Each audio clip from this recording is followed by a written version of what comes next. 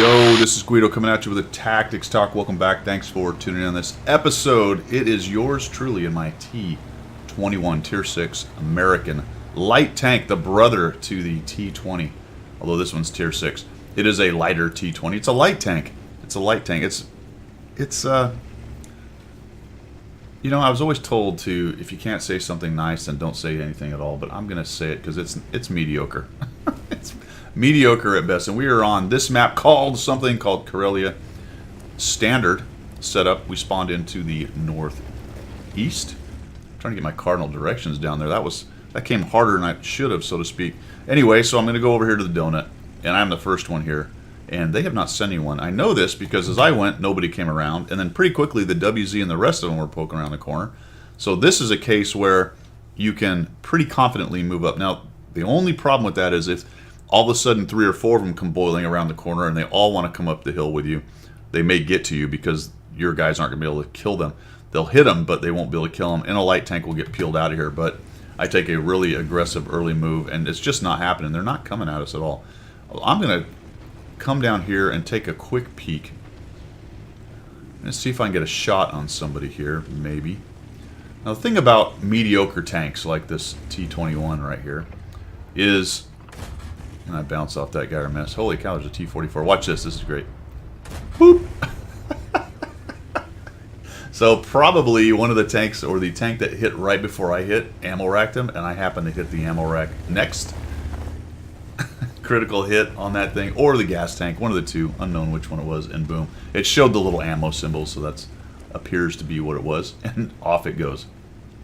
Can it be the gas that then lights the ammo rack? I don't know. There's a mechanic in there that I'm not quite certain of. All I do know is that I did 1,073 damage on that T44. That's going to go a long way towards making this an ace game. A long way. And like I was talking about a little bit earlier as I was discussing that this was about to become a face roll and nothing's going on over here. And the fact that the T21 is just a mediocre light tank. Look how big it is. It's just big. It really is. The gun's pretty nice. Not too bad. Can do things like this. Taking guys down. That's all good. There he goes. And we'll turn around. The good news about that, as I got distracted, is it really doesn't take a whole lot to ace it. As we're about to find out. That does not take a whole bunch. You don't have to do really very well to ace this tank, because it's hard to do well in. It's all relative, obviously, well as compared to other people that drive the T21, but it is a hard tank to like. I have sort of a fondness for it, not because it's a great tank, but because it's sort of interesting. It's got decent mobility, really good depression, and that's it, really. That's everything it has. Decent mobility and good gun depression. I suppose you might say for a Tier 6 light, it's got a fairly decent gun. And I find these guys so excellent. We got a couple artillers up there. Coming around here, and watch this. We're going to kill this IS. We got a back. We come around. We move around behind him. Look at this flanking maneuver by a scout right into the back of an I... What? I think I actually hit the very corner of You could not have hit a worse place and actually still hit what I was aiming at. And now oh man, the gun let me down there. Here comes the Scorp. I got all my hit points, so I know he can't one-shot me. He takes one hit. There we go. Now I feel like I've got this guy. We've got him now. Boom. Oh yeah, I knew I was going to take that.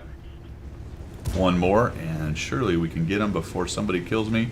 Circle. One thing about a Scorpion G is their turret is heinously slow. You'll notice he wasn't really turning his turret and his hull, so he had no real good clue as to what he was supposed to be doing right there.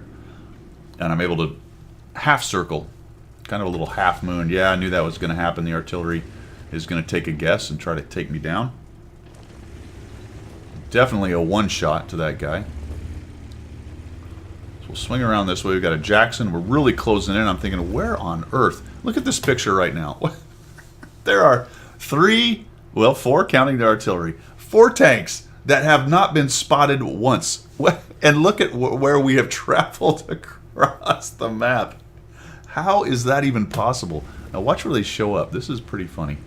Clearly some of them are up here. Never left cap. That's impressive on this map, to have never left cap so much that you are actually right there on cap.